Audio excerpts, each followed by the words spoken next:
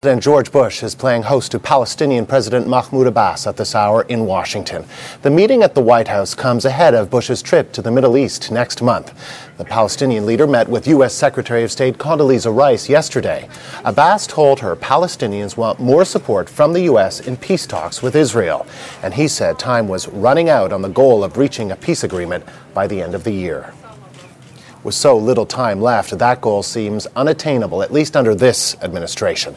Joining us to talk about what might be accomplished today is Dr. Ziad Asali. He's the founder of the American Task Force on Palestine. He's in Washington. So, Dr. Asali, President Bush has wanted his legacy to be a Mideast peace plan. How close are we to actually seeing a deal?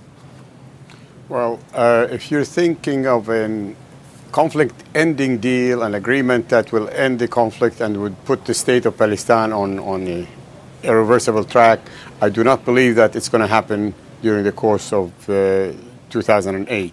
However, enough improvements could take place on the ground to make this state eventually inevitable and to hand over to the next administration something they can build on. And what are the key stumbling blocks in the negotiations right now? Well, the major issues remain unresolved. Jerusalem, the borders, refugees, and the attendant issues of, electricity, water, et cetera, the infrastructure issues. But the three main issues remain, as I mentioned, and none of them is actually resolved. And so what do you think it'll actually take to resolve those three main issues?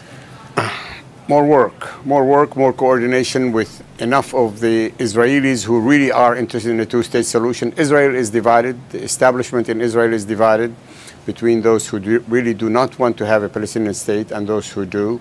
And the balance is shifting one way or the other.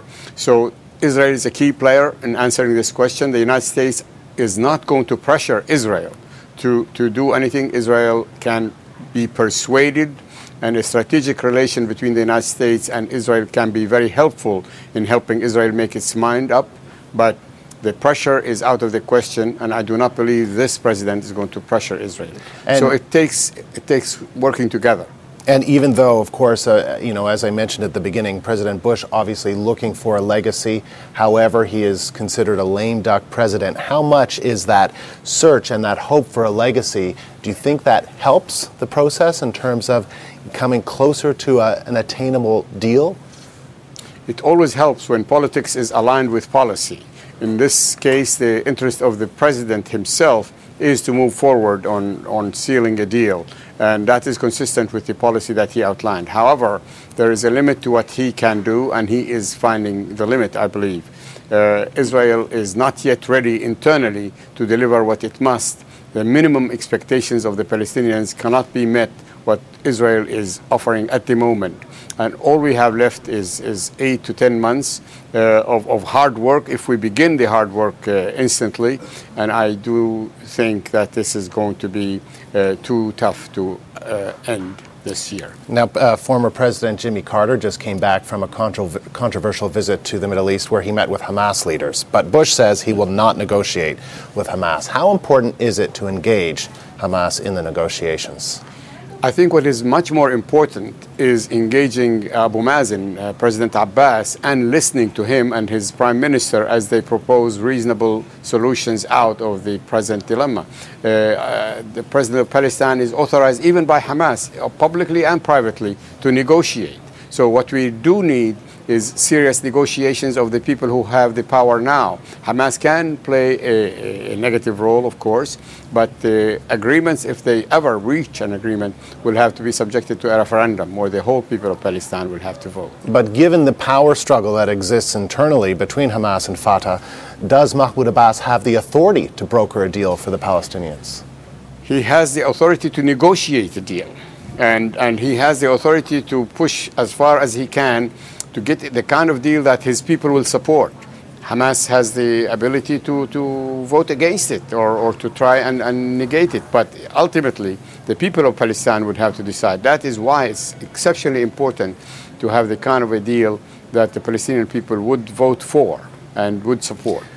Peace in the Middle East has been a goal not just for this U.S. president, but for many before him. Do you think the U.S. administration needs a fundamental change in strategy? Yeah, I think the United States has to understand that its national interest right now, the security interest of the United States is on balance and is affected greatly by the resolution or lack of resolution of the Palestine-Israel conflict.